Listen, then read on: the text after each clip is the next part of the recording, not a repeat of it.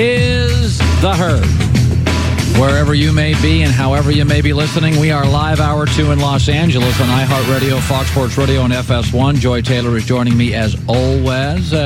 Michael Rappaport, Crazy Michael, is going to be joining us, who looks like Brian Scalabrine, but is not.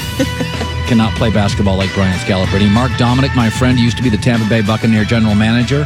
Working with him at the other place. He'll be joining us in about 40 minutes. There's a lot of free agent talk out there. I told you the Russell Wilson rumor that's out there, Antonio Brown, Odell Beckham rumor, New England. These things are gaining steam. And, you know, it's the old smoke, fire. Where there's smoke, there's fire. If you hear stuff, that's because agents have leaked it somewhere. Stories get out when people want stories out.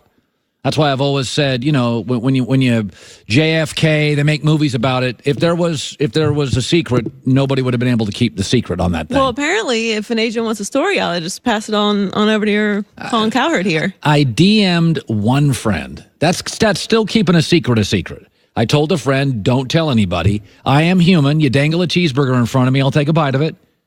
Really, if you're telling a secret of that magnitude and you have to say don't tell anybody, you should. That's basically like saying, okay, you can tell one person. Hey, it's a vault right here. Vault. So Rob Pelinka does not run the Lakers, but he kind of runs the Lakers. Not to say that Magic's a figurehead or LeBron isn't important, but Rob Pelinka's making the phone calls and doing the scouting, international scouting, drafting the players. And Rob Pelinka said recently about his Lakers is, you don't want to play us in the first round. We could be dangerous. And I know I live in Los Angeles, and you think I'm a Laker and a LeBron homer, but I'm not really. I told you he was going to end up here, and he did. I'd be a homer if I told you he was going to end up here, and he ended up in Philadelphia. I would be a homer if I told you Tom Brady's the greatest and he couldn't make the playoffs. I generally support great. Be great. The rest of it's up to you, not me, to not talk about great. I don't think the Lakers are great. I do think they're going to make the playoffs because the Clippers traded Tobias Harris. And here's the current Western Conference standings. Warriors, Nuggets, Thunder, Blazers, Rockets, they're all playoff teams. The Jazz, Spurs should be playoff teams unless they melt. And my guess here is the Lakers and the Kings, not the Clippers, battle for the final spot. I think the Lakers get in. I think LeBron in the last 2-3 weeks kind of does his Superman thing and carries them to some close wins instead of close losses.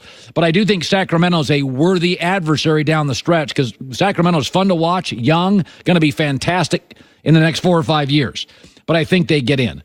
But the argument Pelinka says is you don't want to play us in the playoffs. So I think the West has one great team with all the answers and 7 to 8 other teams with nothing but questions.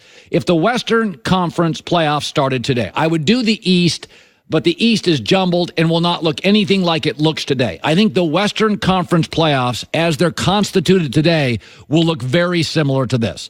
1-seed Warriors play 8-seed Clippers. I'll take Golden State in an absolute sweep. They overlook teams and can get nipped occasionally, but they will roll through the Clippers.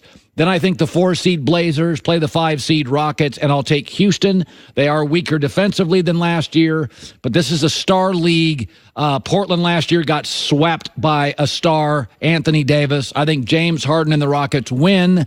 Portland's also a terrible road team. So to win a series, you got to win some roadies, and I don't think Portland would. Denver, a 2-seed, takes on San Antonio. Neither has a transcendent star. Denver shoots the ball much better and is much deeper, so Denver wins that series, I think, quickly.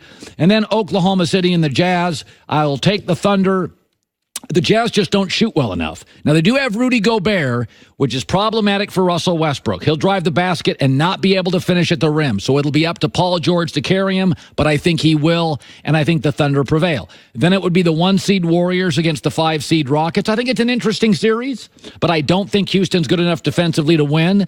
Chris Paul late in the season, you cross your fingers he doesn't get hurt. I think it's an interesting series, 5 or 6, Warriors win. Nuggets, Thunder, it's a star-driven sport for the playoffs. Depth does not matter much.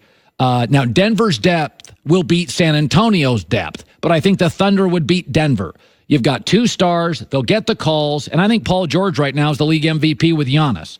Then it's the Thunder taking on Golden State, and I think that's a bad matchup.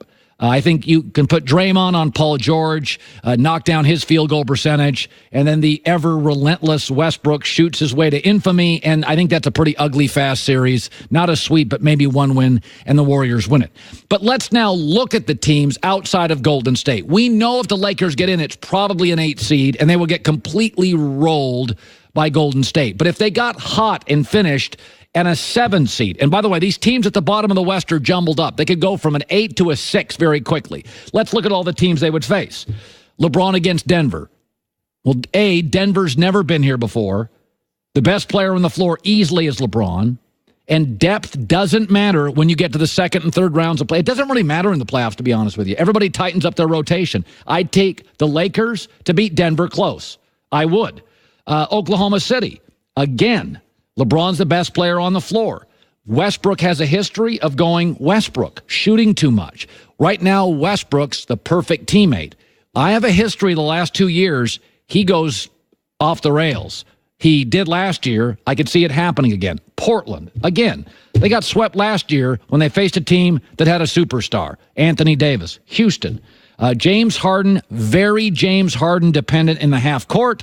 And James, like Westbrook, sometimes can go off the rails and just have one of those games where he decided waking up and driving to the arena, he wanted to shoot 29, 30 times, and he's off. He was last year. I also don't think they're very good defensively. They don't really have an answer for LeBron. And I think Utah can't shoot, the Spurs can't shoot, and the Clippers won't end up there.